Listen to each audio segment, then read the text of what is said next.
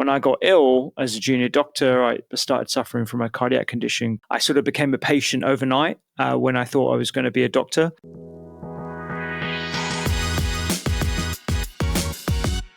Welcome back to 40-Minute Mentor, your pocket-sized career mentor on a mission to raise aspirations and inspire the next generation of category-defining founders. From purpose-led entrepreneurs to world-class investors and even Olympic champions, you'll learn firsthand from today's successful leaders on what it takes to be brilliant, all in just 40 minutes. Today, we're joined by Dr. Rupy Aujla, founder of The Doctor's Kitchen and best-selling cookbook author. If you haven't come across The Doctor's Kitchen or Rupy's amazing cookbooks before, you may have listened to his popular podcast or seen him featured on TV shows across the BBC, ITV, or on Prue Leith's Channel 4 show, Cook Clever, Waste Less. I had the real pleasure of meeting Rupy last year at a founders event, so was super excited when he agreed to come on 40-Minute Mentor.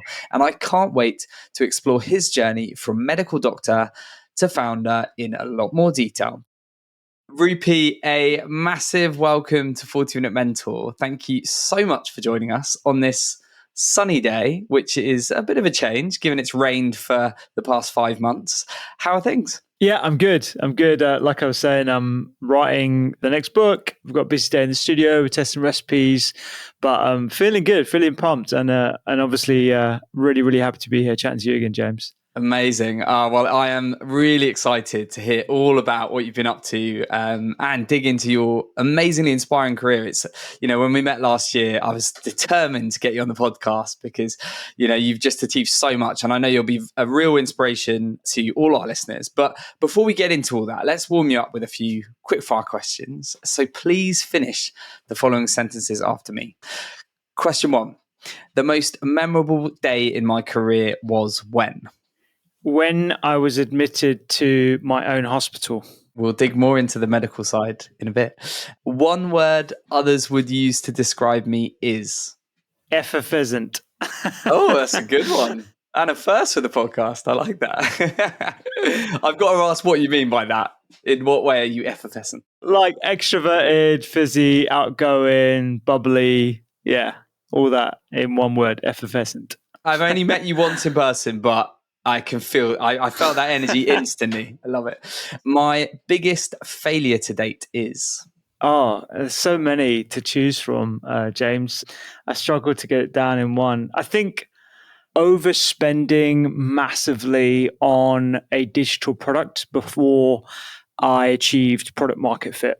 That will not be the first or last time that is said on this podcast. A familiar tale. But no, thank you for sharing. I'm sure we'll get into that one a bit later. I measure success by? I now measure success by the amount of free time I've got to focus on things that give me joy, like spending time with loved ones, family, my wife, and keeping the team happy. Love that. It's a lot of measurements there. Good stuff. And final quick fire question. If there was one thing I could change about entrepreneurship, it would be?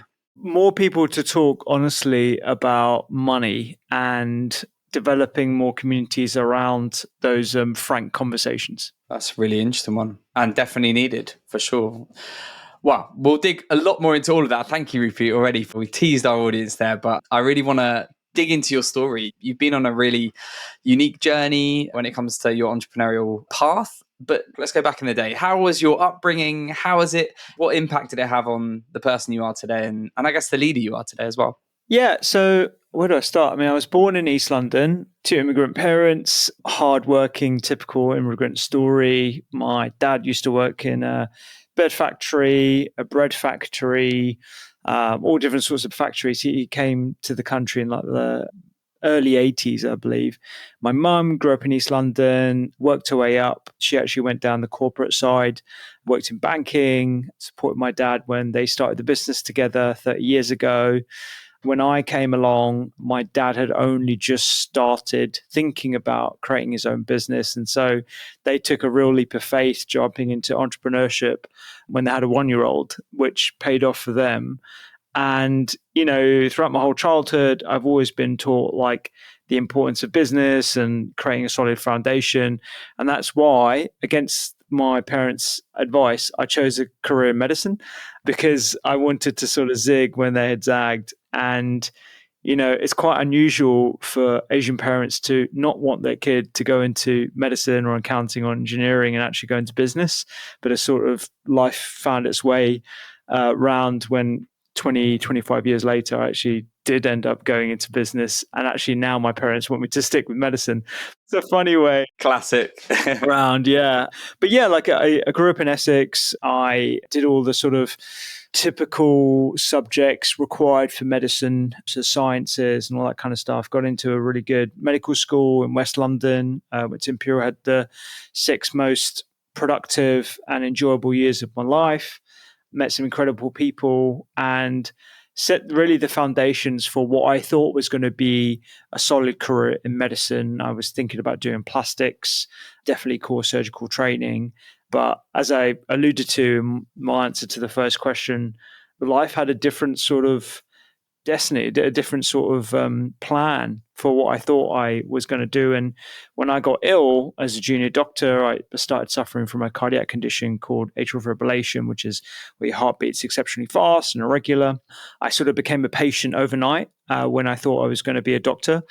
And long story short, I managed to overcome that condition using a nutrition and lifestyle approach.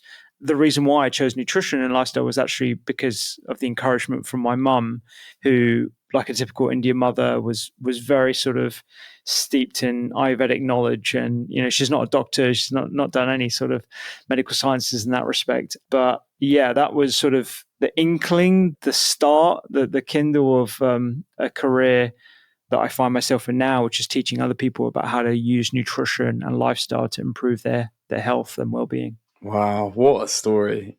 We'll come on to the doctor's kitchen, but I guess just for anyone that's listening to this that might be currently be a doctor that's transitioning out or maybe has kids that might be going down that path, I want to start there. Did you always want to be a doctor? Like when you ended up, trained for all that time and then you go into the role, did the expectation meet reality? Like I'd love to just understand a bit more about that experience. Yeah, totally. I think I was lucky to be surrounded by a number of different professionals, some of which were doctors. So no one in my family on either side were in the medical specialty, but some of my parents' friends were. And I got some early experiences as a 13 or 14-year-old in GP surgery. And I just saw like the interactions. I'll give him a shout out, actually, Dr. Chopra, who lived down the road from me. He'd been a GP for like 40, 50 years, real sort of pillar of the community. Everyone knew Dr. Chopra. And having that experience and just seeing the sort of love and the warmth that he would approach anyone who came through the door with, like I wanted to emulate that. It was the first time I sort of felt this pull, this desire to want to be that person. And I hadn't really experienced that prior. And I think, in medical interviews, if anyone's kids are going through medical interviews right now, you've got to say the right things. You've got to be like, oh, I'm fascinated with the human body and I want to be altruistic and all that kind of stuff. But the reality is you just get like a gut feel that this is meant to be what you're applying your intellect and your passion to and your fascination to. So that was sort of the first start. And it sort of, I fueled that by just doing a few more things and chatting to a few people within biology and the sciences. And I remember I did this thing in Nottingham. I think it was called like MediLink or something. And they kind of gave you an insight into what it's like being a medical student. And frankly, we just like went out on the town and had a few drinks. And that was pretty accurate if I think back to it now. Like that was a real good insight into what med school was like, but also lectures and what you'd be getting up to. And I think they took us to a dissection room and stuff. So yeah, it was brilliant. I wouldn't have changed that for the world. Even though I've ended up pivoting and doing something different, it's still sort of very much steeped in what we do and how we practice things and the culture that I'm trying to create within the business as well. But yeah, no, it was probably those early beginnings. Yeah. Yeah, definitely. And because I guess when you've trained so long for something like that, that's a real vocation and something you think that's going to be the path for the rest of your career. To then pivot is a big cool, it's a big risk, but it's clearly paid off, and it's been you've gone on to achieve a huge amount of success. But tell us a bit more about that.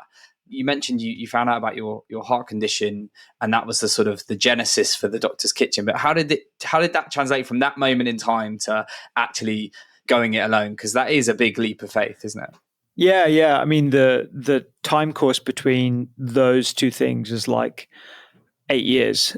When I started the Doctor's Kitchen, it was like 2000, late 2015, 2016. And that episode, my first episode, was in like 2009.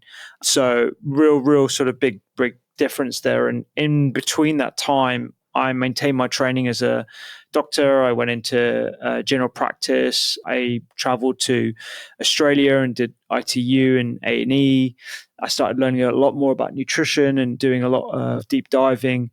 I got a lot of experience with patients. I started having open, honest conversations with them about the utility of nutrition as it would pertain to improving their metabolic health, their type 2 diabetes, arthritis. I got this sort of this reputation as the doc that would talk to their patients about food and write down recipes. And honestly, like, because I was getting late writing out recipes in clinic, that's when the idea came, oh, maybe I should just like record a few videos, put it on YouTube, and then tell them to watch that. So the early sort of genesis of Doctor's Kitchen, if you look back to some of the early videos, was literally me saying, if I'm your doctor, then come and speak to me about this. If I'm not, like, ask them about this, and, just writing very, very simple recipes and that kind of stuff. And honestly, that's all I thought it was going to be. I thought it was just going to be a bit of a time hack, like an efficiency saving. And that's basically how I fell into it. Little did you know. Yeah, I wasn't intending to create a brand, or the reason why I called it the Doctor's Kitchen is just because I thought it sounded cute. I wasn't like racking my brain for like a perfect sort of brand story or anything. It just sort of, the genesis of it was very organic. I love it. And then that became like a huge thing, and you've obviously created a massive social following off the back of it. And I guess, as you mentioned, there was a period of time, I guess a transition, from creating all that content and having a big impact on people's lives, that you ended up ultimately going into founder life, which is that big transition. So tell us about that, how you made that decision to take that kind of jump at the time you did, and what for you were some of the biggest transferable skills from your sort of medical career, and where were the biggest gaps? Because there may be people listening to this, I'm hoping, that might be in a similar sort of mode and thinking through whether to do it or not. So we'd love to hear what you found easy and what were the hardest parts. Yeah, I think also just to highlight the point, it might feel and look like success from the outside, but for a long time, it hasn't felt like that on the inside for me. And actually, I kind of get this sort of weird imposter-like sensation in my belly whenever everyone's like, you're so successful, you got this and stuff. And inside, I'm like, you have no idea the mountain I'm trying to climb right now. But I need to learn how to like appreciate that and approach that with gratitude. So I appreciate that. And I need to learn to sort of say that to myself more. So this is a really good learning for me. But in terms of the jump was very late. So I led this double life for many years. I was going to jump just before COVID, and then COVID happened, and then I got sucked right back in. And then, in 2020, it was just like full time, trying to help out as much as possible in A&E. We set up this group at my local hospital called the Family Relationship Team, liaison team, which is where we would be the go-between ITU patients and their families, because anyone with a bit of ITU experience could sort of navigate that tricky conversation of oxygen saturations and drugs and explaining that. So that became like a full-time gig for a while. And I think that experience kind of reaffirmed to me what I was meant to be doing. It wasn't meant to be frontline clinical medicine. It was meant to be preventative medicine and lifestyle medicine. And so I made the jump only about 2 years ago. So this is like 7 years after I started inadvertently started the brand and started posting on social media. And then I got approached to do a book by publishers back in 2017. And then that led to a TV show. And then they encouraged me to do a podcast that I didn't want to do. And now the podcast is the main revenue stream. And so all these different turn of events sort of happened very organically. There was never really a thought out plan. And actually over the last 2 years, that's when I've really thought about, okay, I need to put a plan together. I need to build a team around me. I need to stop doing it from a sort of just trying to fix things myself. And I think that's probably one of the transferable skills, to answer your second question, that I've learned from being a doctor in the NHS. In the end, you try and do everything yourself. That's the wrong thing to do. And so that transferable experience is actually learning not to do it that way, to do it the other way, to actually rely on people and actually build systems and processes, not like the NHS, which is where you basically try and do everything yourself. And, if the light's broken, you have to call the person in the States, or, there's no operations person doing that for you. So the other thing I would say that's transferable is sales. It's a weird thing to say, but when you're a doc and you're trying to get an investigation from the radiographer, or the radiologist rather, or you're trying to suggest to a surgical team to review a patient, or you're trying to transfer somebody out into a nursing home, let's say, it's all sales. You've got to negotiate with people. You've got to tell them why this is appropriate, what the need is for this individual. You've got to be real advocates for the person in front of you. The best advocate gets the best outcome for the patient. You wouldn't think that, but in a land of scarcity, which is essentially what the NHS is, you have to really do your best, because unfortunately everyone's sort of surviving. We're just putting out fires everywhere, and you just get blockages, and that leads to a lot of negativity and lack of efficiency within the system. So sales is actually something that I think is very, very important. The other transferable skill is organization. So ensuring that you're super diligent and organized.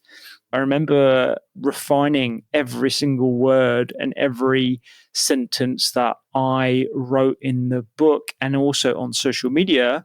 Any posts on Instagram, for example, with so much detail, because I knew, certainly coming from a doc, that a lot of people are going to take this advice as gospel. And I need to make sure that I'm protecting them as well as protecting myself as well. So I really took that sort of responsibility well, and I still do now. And that's why we have an internal researcher, we have references, we refine everything, we admit our mistakes when we do make mistakes. So that, I think, is a really, really important transfer. And there's so many others we could go on, but hopefully that's given a flavor of just how transferable they are. Totally. And hopefully that's inspiring for anyone else that is going down the entrepreneurial path, and a real eye-opener for me. I'd never thought about sales, but it makes total sense. We talked a lot about the Doctor's Kitchen, but we haven't actually properly explained, for anyone that might not have heard of it before, what the business is today, how it helps people, and what our listeners could expect from downloading the app. And we're hoping that lots of people will become customers and consumers of the podcast too. So yeah, tell us all a bit more about it. Yeah, in essence, we exist to help people eat well every day. We do this through 4 ways. We entice people with delicious recipes. We equip them with the skills and the knowledge to navigate what is quite a complicated food landscape. We educate them on the benefits of eating well and the nutritional knowledge, and we entertain them. We want to make this as joyful and as pleasurable as possible, because food, whilst it is functional, should also be joyful. It should be representative. It should be a way in which we share our culinary history. So we never want to forget that. And what we do is, we produce podcasts, we produce materials and newsletters, social media content, recipes, articles, all that good stuff. And our app, which is the latest sort of arm of the Doctor's Kitchen, which is separate in its entity as Doctor's Kitchen Digital, is a collection of recipes that you can filter according to health goals. It's sort of like your go-to food is medicine app. So you can filter according to your dietaries, allergens, health needs like mental well-being, skin health, etc. and auto-populate a meal plan for you and your family members, generating a shopping list that you can take to the supermarket. The future of the Doctor's Kitchen, for which we just finished our pre-seed raise for at the end of last year, is streamlining the shopping experience to make healthy eating as easy as it is to eat unwell. So right now I can go on my app and order a burger and it'll be delivered to me in 15 minutes. I want to be able to eat something as quickly and as cheaply that is actually supporting my health rather than at the detriment of it. And that's exactly what we're aiming to do with grocery integration, cloud kitchen integration, knowledge bank. So you could figure out, okay, what should I be eating for? Or I've got a celery and a pepper in my fridge. How can I make something that's going to help my health and is aligned to my health goals? So there's big ambition, which is why, we're just getting started when it comes to the Doctor's Kitchen and where we're going.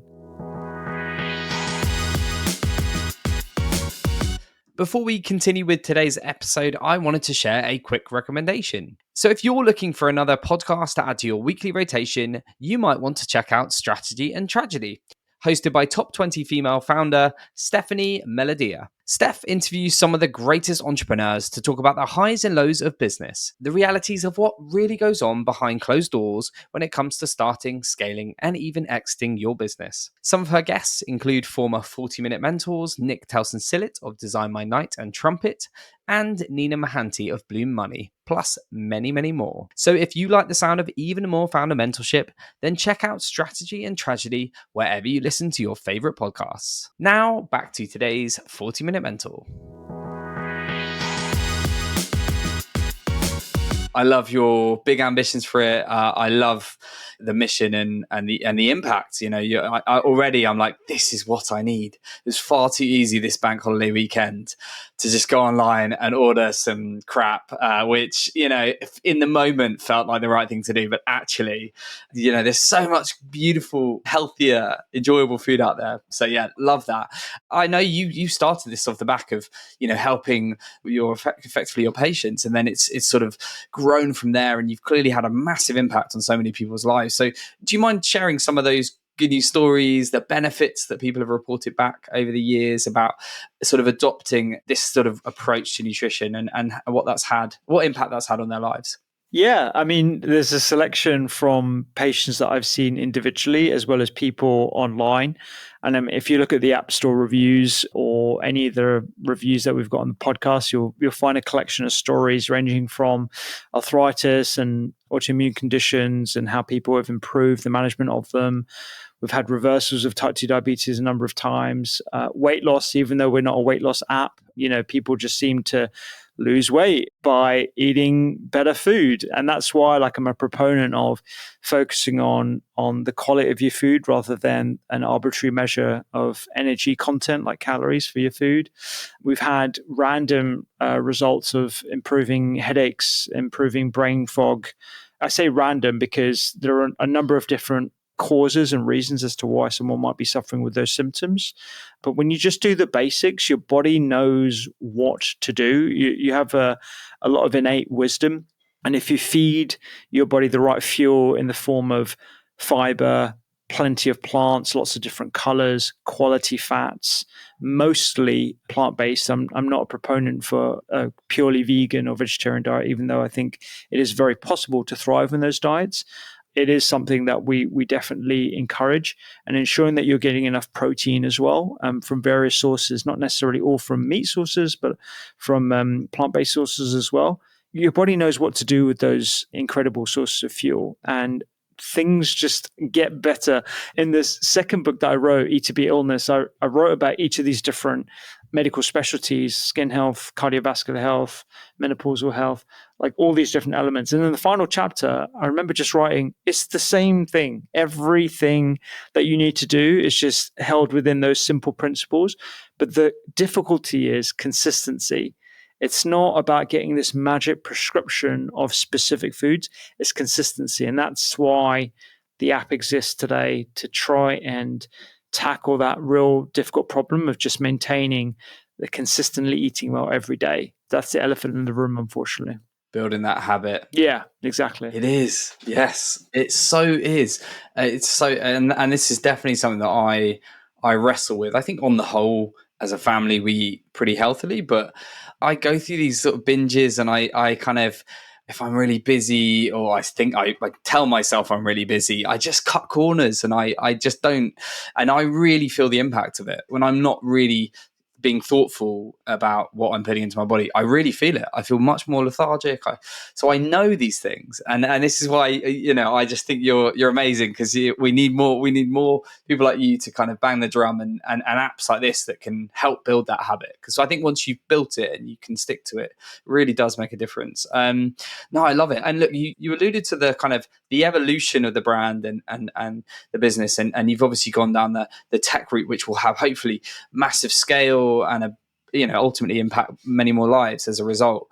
Was that always the plan, to go down the tech route? Because pivots some of the biggest pivots, some of the best things that have ever happened to the great starters of the world are because of major pivots, but they can also be very risky. So how did you decide to go down that route, and how's that journey of that roller coaster been? Yeah, it's definitely been a roller coaster. I mean, the initial inklings of us trying to build a tech product were sort of felt like in 2018, 2019, where I actually invited some followers to our studio at the time, which was like a flat that I was basically living out of. And we interviewed them. We asked them a whole bunch of questions. We asked them about how they do their shopping, where they struggle.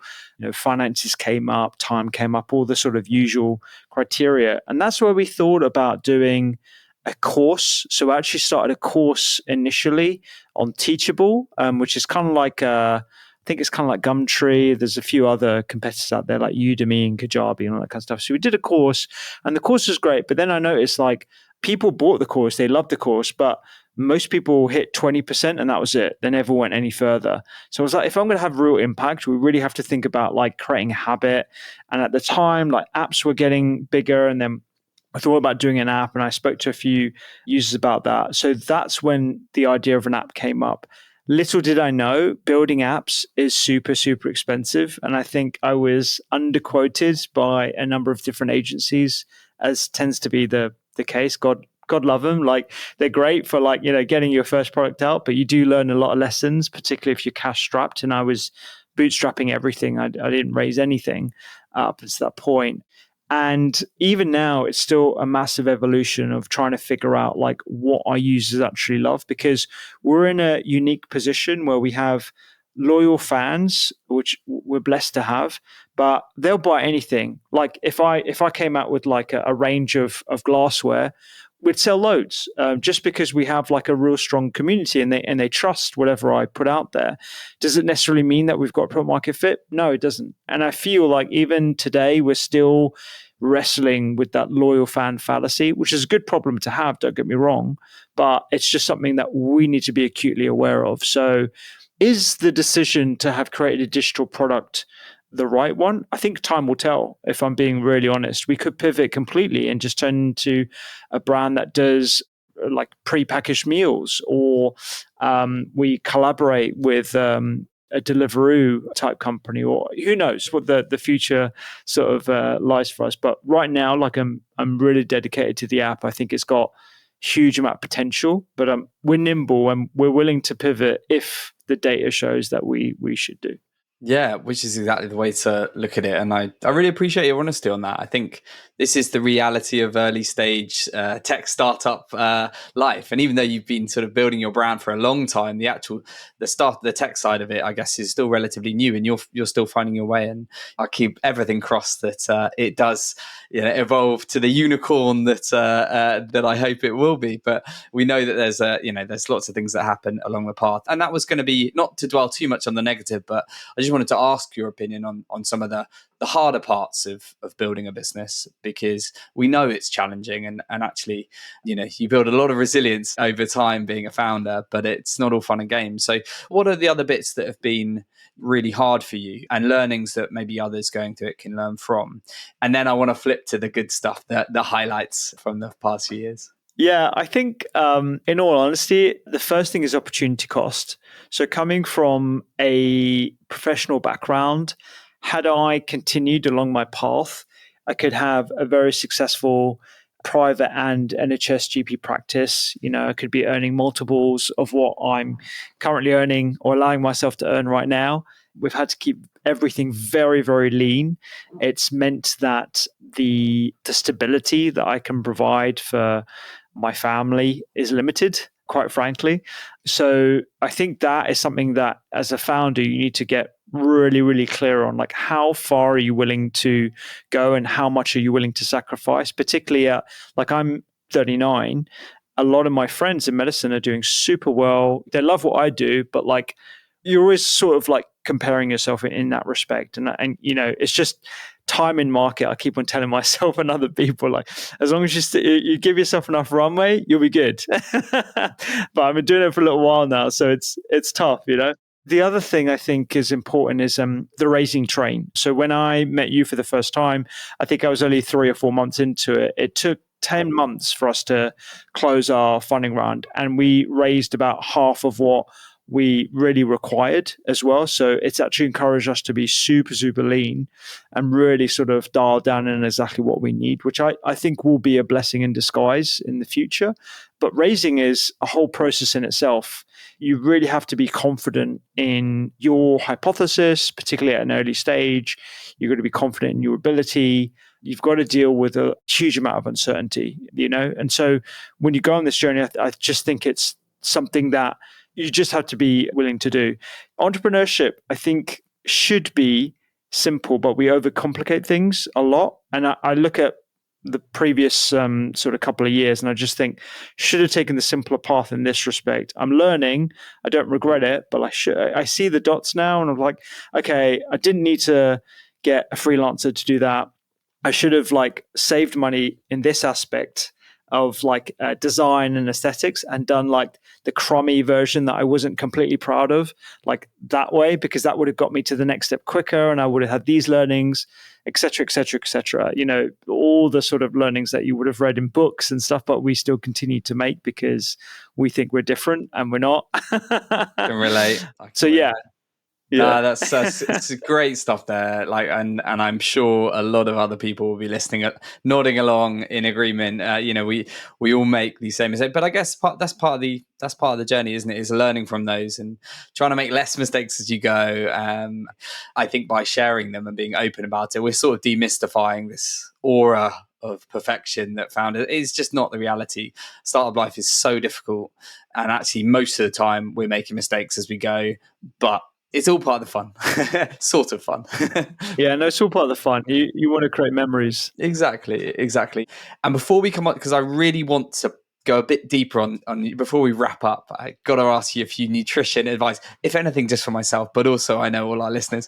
But before we come to that, just in terms of the highlights, the best bits of this journey you've been on, do you mind just sharing some of the moments that have made you most proud or had the biggest impact? Yeah, honestly, it sounds cheesy, but growing a small young team has been one of the best highlights, getting positive feedback from my team members, seeing them develop, seeing them hit goals and successes. That honestly has been some of the best highlights. Externally, helping that number of people whenever I get someone who's cooked a recipe from, whether it's a post on socials or one of my first cookbooks, still fills me with a lot of joy and pride. And because I know how much that recipe is going to help not just boost their confidence, but also boost their health as well, as small as it might seem. We're setting on journeys. And I think the realization that I've had that's sort of given me a lot of confidence in moving from a patient-facing type of doctor to an educational type of doctor, which is what I feel like I'm doing right now, is the realization that I can impact thousands, if not hundreds of thousands, if not millions, by just speaking to a mic or videoing what I'm doing in the kitchen. And that sets people on for a path of incredible health. Trying to mimic that in a clinic scenario where I'm seeing one person by one after the other is impossible. So the potential is huge. And that for me is a big realization that is a huge highlight. And that's what sort of powers and fuels everything that we do in the doctor's kitchen right now. And it's something that I'm trying to instill into the team as well, that we practice medicine here. This is what we do. We don't just post recipes. We don't just post interesting content. We don't just create viral videos. We practice medicine here, because the content that we produce is going to affect someone else's life in a huge, huge way. And that is the perfect segue to me asking you, what does a well-balanced diet look like? And what are the kind of the main effects of eating really well, but also not eating well, have on our health? Can we just, I guess, go back to basics for our audience who may or may not be struggling with this, but I think it's just really good to talk about. Yeah. I'll give you the sort of general overview of the pattern of what you want to be looking for, and I'll give you a real practical takeaway. It's probably easiest that way. So, like I said earlier, you want to stick to whole unprocessed foods as much as possible. So, on a scale of processing, you've got like white sugar on one side that's highly, highly processed from the original beet or cane sugar. And then the other side, you have your whole grains. So, whether it's short grain brown rice or whether it's steel cut oats, for example, they sit on two opposite ends of the spectrum. You want to go as far towards the whole grain as much as possible and whole foods as much as possible. Carrots, potatoes, peas, all that kind of stuff. You want to try and get as many different colors as possible into your diet every single day. There was a study that came out that looked at the optimum number of fruits and vegetables per day. It was 800 grams. So this 5 a day mantra should actually be 10 a day. Sounds scary, but trying to get 3 portions of fruit and vegetables at each mealtime is what you want to aim for. Don't worry, I'm going to give you some practical tips at the end of this spiel. Quality fats, so nuts and seeds, as long as you're not allergic, try and get these in every single day. You want to try and get fiber, many different types of fiber as possible. So you can get that from whole grains. You can also get it from skin on squash, potatoes, lots of different beans and legumes, lentils. This is where you're going to get your fiber, supports your gut microbes. Your gut microbes will produce metabolites that nourish your gut cells, will balance inflammation, balance sugar, improve your mood. Your gut health is key to everything. It's been a staple within Ayurveda, a staple within traditional Chinese medicine, staple within Mayan medicine. Like, everyone's known about this. We're really sort of catching up when it comes to the science of these things. And like I said earlier, plant focused, not necessarily plant exclusive, but as plant focused as possible. How do you get all this in sort of every single day? It's hard, right? So I think if everyone can get their daily BBGs every day, you're on to a winner. What's BBGs? Beans. So if you can get like a handful of beans every single day, fantastic. Berries. So berries are a unique type of fruit. They contain polyphenols. Your gut loves them. There's evidence that it can improve your mental well-being as well and your brain health, cognition. Try and get berries into your diet every single day. They can be frozen. Doesn't necessarily need to be in season. Greens, so BBG greens like Swiss chard, kale, rocket, other cruciferous vegetables. Try and get them in every single day, at least once, because these contain anti-inflammatory chemicals, cruciferous elements that they're very, very good for your gut health as well. They absolutely love them. And then S is for seeds. So seeds and nuts, quality fats, full of minerals like zinc and iron and vitamin E, vitamins. These also contain specific types of chemicals that are anti-inflammatory as well. Try and tick off your BBGs every single day. Even if you can just do one for a week, try one BBGs just every day for a week, and then move up to the next letter, whatever you're choosing is, and try and get in daily. And I promise you, if you do BBGs for 30 days, you'll feel the difference. Yeah, such good advice. Thank you for breaking that down for us. I am determined to give that a go. I'll ping you a message at the end of May to let you know how I've got on. Look, you'll know Rupy better than anyone. You've been a doctor in a highly intense, overworked setting. You're now a founder. Overworked, intense setting. And basically all of the people listening to this podcast will be probably a variety of that. You know, a lot of our listeners are aspiring or current founders, or they're working in the startup ecosystem as operators, and it's full on. And we know that sometimes health and diet goes out the window a bit when you're kind of working to these extremes, which I know it shouldn't be, but it does for some. So anybody that's listening to this going, I love what you're saying, Rupy, but I'm struggling with this. What advice would you give them to kind of get them to start eating better? And are there any other tips and points? You've given us so many already, but I just wanted to give a positive note before we get to our wrap-up questions for anyone that's kind of determined to improve on this side of things? Yeah, I think like having confidence in yourself and utter belief in yourself and writing out a manifestation. I'm a real big fan of manifesting. Like, I know it sounds a bit woo, but I've had Dr. Tara Swart on the podcast before, and we've talked about the science behind it. She's a neuroscientist and a psychiatrist, and I respect her massively. I really feel like if you can get that in order, like things will happen, it will flow. And it's been the greatest privilege ever to be a founder, like the ability to curate and mold an organization, throughout the hardship, all the admin, all the BS that we have to do. Honestly, it doesn't really matter. There's such a minor part of it. I just think about like how much benefit we can give to people because we've got a real core mission. So honestly, I feel like I'm really privileged to be in this position. I don't feel the sort of hardship at all. I used to dwell on that. I don't anymore. And if I can give any sort of advice, semblance of advice, try and focus on the sort of big goal and it will guide you through everything else. Yeah, that reframing is really important. I'm really glad you said that. Thank you, Rupy. We're sadly at an end. We've got 3 final wrap-up questions. So firstly, this is 40-Minute Mentor. So I've got to ask, if you could be mentored by anyone, dead or alive, who would it be and why? I would say there's an amazing poem by Maria Sabina. I don't know if you've come across her before.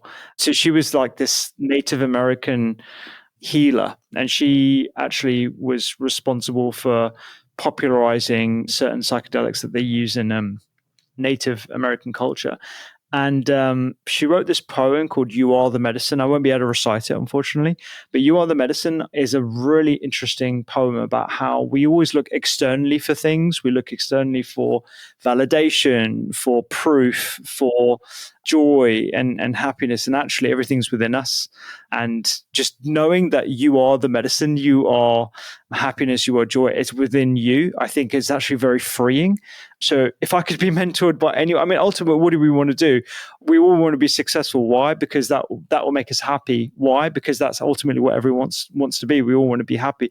If you can be happy in yourself, despite the success, despite the accolades, despite the follower count, despite the money in your bank account, like that's freedom and that's success. So yeah, Maria Sabina, if she could teach me that, that'd be amazing. Love that. Thank you very much. And we've told a few of our listeners that you're coming on the pod. So they've selected 3 questions. So can you pick 1, 2, or 3, and we'll see what mystery question they've given for you. Let's go for 3. Okay, 3. How do you think schools and the education system in general can play their part in building healthier habits when it comes to nutrition and exercise? Gosh, I've got so many thoughts on this. So first off, I would say employ chefs to do the school dinners themselves and get them to teach the kids. Chefs in Schools is an amazing organization, one of which the patrons is Thomasina Myers, who started Oaxaca. They're doing incredible stuff, and there are willing chefs out there who are restaurant trained, who are amazing individuals, who under sort of utilized resource in this fight against obesity and other lifestyle related illnesses. So get them into schools. They should be mandated in every single school. They should be cooking from scratch, not using centralized kitchens and the crap that Jamie Oliver was trying to get rid of back in 2005 and we're still dealing with 20 years later. So yeah, get chefs in schools. That would be my one big advice. Yeah, that's great. That's so important. As my 8-year-old, I mean, I think you really see the benefit of kids if they learn about food and they're actually educated about it, and also the joy of it. And I just can see that being such a powerful thing. It makes such a difference to how they learn as well if they're eating good quality food.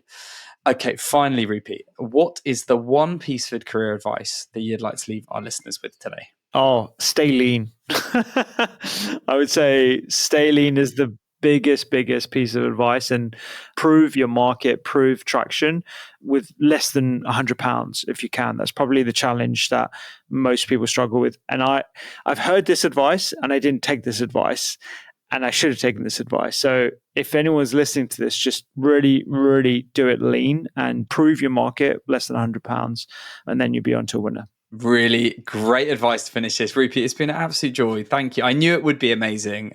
And I am feeling really inspired at the end of this day. And off the back of a bank holiday weekend, I am now inspired to go out, eat healthier, download the app, and hopefully have a really good week ahead. So thank you so much for being with us. Thank you for sharing your mentorship and story. And I wish you nothing but success for the rest of the year and beyond. My pleasure. My pleasure, James. I'm right back at you, buddy. Thanks, Rupy. Appreciate it, mate. Cheers.